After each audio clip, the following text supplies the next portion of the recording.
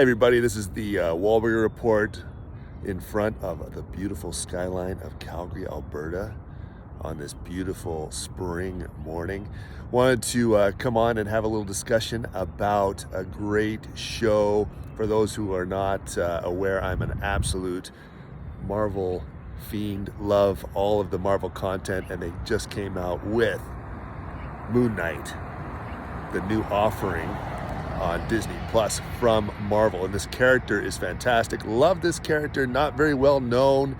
It's actually compared to Batman of DC, but this character is far more nuanced and interesting than anyone could possibly know, and that's what we're finding on the show as well. I've got to say, the first episode was something that kind of left me a little bit wanting in regards to the character. Just a little bit of a background on it, and what I enjoy about it is that it's very complex. It delves into mental illness, questioning of religion, the connection between God and man, and also particularly multiple personality disorder in regards to mental illness. Now, the fact of the matter that I had a problem with the first episode was that Stephen Grant, so there's three different personalities. The first main one is Mark Spector, who is a mercenary. Stephen Grant, who's supposed to be a billionaire philanthropist, thus the comparison to Bruce Wayne of Batman. And then Jake Lockley, who is a ear-to-the-ground taxi cab driver. These are all personalities shared by one body, that of the main character, Mark Spector. However, through this series, we're seeing it through the eyes of Stephen Grant. Now, the reason why I didn't like it is that Stephen Grant was made out to be an absolute bumbling fool in the first episode. That drove me nuts. What I particularly like about the character is that these three different characters, Mark Spector, or personalities, Mark Spector, Stephen Grant, and Jake Lockley, are all pretty well able to deal with issues in their own right. They all have their own benefits. However, Stephen Grant in this particular first episode was shown as just a bumbling idiot who could do anything right. And I can understand how they may have wanted to differentiate from Batman and Bruce Wayne. However, that took things a little too far for me. Now, in episode 2, things turned around for Stephen, and we saw some heroic components to him, particularly when he was dealing with Arthur Harrow, discussing the fact that they were willing to murder children. So, I mean, that's quite the motivation to finally come up and have a little bit of an argument, but it's nice to see him stand a little bit on his 2 feet. And so that was nice to see that maybe through this development, we're going to see Stephen start to develop into the protagonist that he's supposed to be. Maybe he will become that billionaire philanthropist once he becomes a little more nuanced and sophisticated. The relationship between Mark and Stephen is fascinating and interesting, and the way that they show this through discussions through mirrors and reflection is fantastic.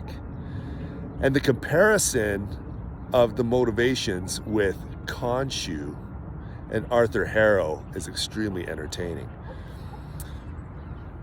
We can see the different dynamic in regards to religious study, which I find super interesting, in that Arthur Harrow is serving a particular Egyptian god that is able to go and essentially ascribe thought crime to people and just do away with them so they do not have any future crimes. Whereas Khonshu is someone who does deal with someone once they have committed a crime, and so he goes after justice once a crime has been committed.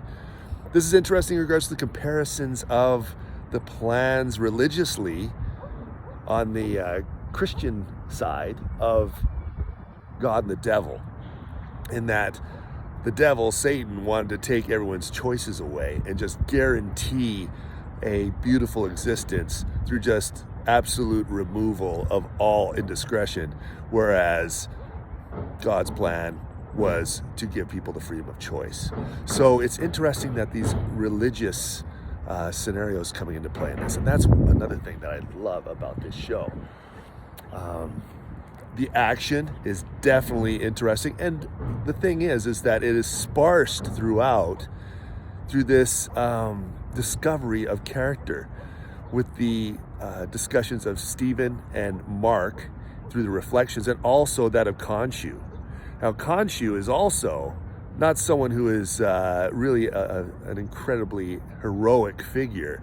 He's actually holding Mark Spector to ransom to make sure that he does his bidding, or he's going to take over his wife as his new avatar, which adds to the complexity of this show. And in regards to the complexity of character, to see Stephen Grant come out with the Mr. Knight suit is fantastic, hilarious, and also a development showing that in the combination of Stephen and Mark, we can see that reflected in the actual physical costume, which is, I think, looking absolutely fantastic. As that individual, as that character, that's a combination of both Mark and Stephen, all the more Stephen right now. And to see him roll up the sleeves and go to battle was incredibly entertaining. A side note too on this is that there's a lot of Egyptian discovery and discussion in regards to Egyptian past, pyramids, gods, and so forth. So if you have kids that you want to get interested in some historical context, this is an interesting and fun way to do it. I'm sure it's not 100% accurate, but it definitely will get them going in that regard. So with this show, I have absolutely loved it. Like I said, the first episode gave me a little bit to be desired in regards to how they treated Stephen Grant, but they definitely came back and were redeemed in how they showed the development of who he is in episode 2. Now, Jake Lockley is nowhere to be found. Again, he's the personality that is the ear to the ground taxi driver. I'm not sure if they'll introduce him or not. It will be interesting to see if they do so. And part of the comic that was so interesting is that all of this, you never really knew whether Khonshu was real or just something that was psychosomatic to Mark Spector, Stephen, and Jake Lockley, that it was just something that was totally imagined and he wasn't actually being granted any power. So whether that idea will come into play, it's pretty doubtful, in that we can see already that Arthur Harrow knows about Khonshu and has had discussion with him and was actually his previous avatar. So take a look at this show. It is fantastic. Episode 2 definitely took away my issues in regards to Stephen from the first. Looking forward to episode 3. I think that this is a new level for Marvel in regards to character development, and it would be interesting to see how other characters from the universe would interact with Stephen. That has been seen throughout the past in regards to the core material as super incredibly interesting. In Mark Spector thumbing the nose at Captain America, Steve Rogers, and Tony Stark multiple times because he is his own individual serving a particular god and has his own ideas of justice that those traditional characters have a hard time dealing with. So anyway, I highly recommend this show. Take a look, watch it. Again, get your kids to watch it. It's got an interesting scenario in showing what Egypt, ancient Egypt, was all about. And it has somewhat of a horror feel too. So not too young kids, but get the, I'd say, 10 and up easily to get watching this show. Super interesting, delving into mental illness, religion, and the connection between man and God. So remember, always, tyranny is the intentional removal of nuance. And please like and subscribe. Let me know what your thoughts are on the show, and look forward to speaking with you soon.